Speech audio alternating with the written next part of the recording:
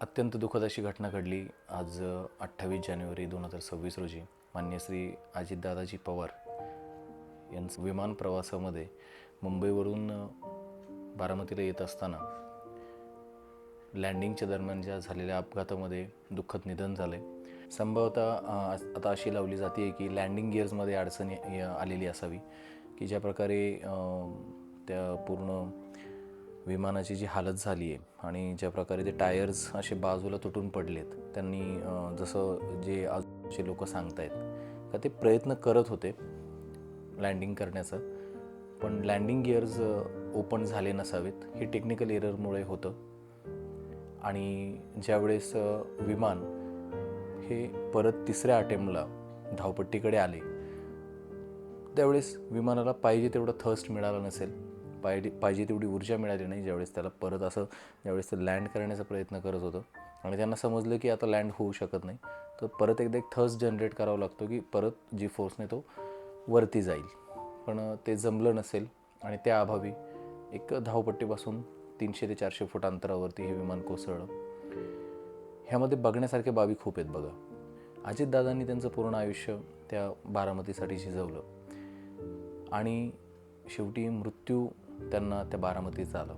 दुसरं की आतमधले बाकीचे जेवढे मृतदेह आहेत ते एकही मृतदेह शेवटच्या अंतिम क्रिया जे म्हणतो आपण, लास्ट राईट म्हणतात आपल्यामध्ये, की लोकांना शेवटची भेट दिसायला किंवा आपल्याला जे पण आता त्यांच्या अंतिम क्रिया होतील त्यासाठी बाकीच्या 4 लोकांचे मृतदेहही सापडले नाही, जळून खाक झाले.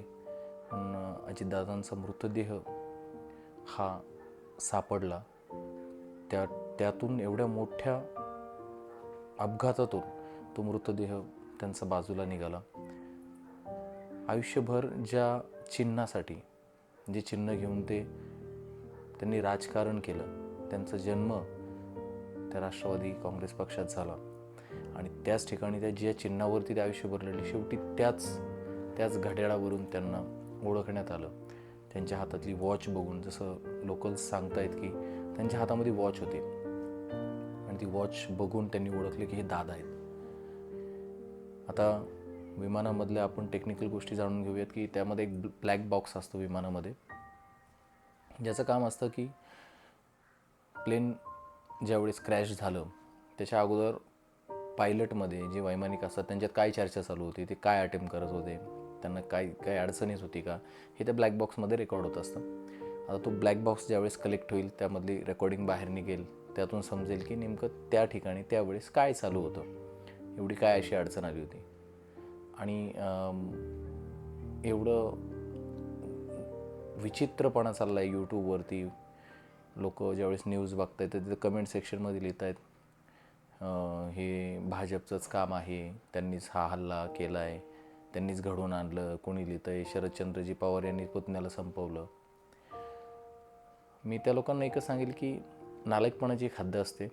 एखादा जर तुमच्यामध्ये एक एवढी चांगली व्यक्ती आज आपण अशा दुर्दैवी घटनेमध्ये महाराष्ट्रापासून दगावली गेली आणि तुमचे जर भाकड कथा आणि तुमचं त्यातही तुम्ही राजकारण शोधताय, तर तुम्ही माणूस म्हणून बोलण्याच्या लायकीचे नाही आहेत.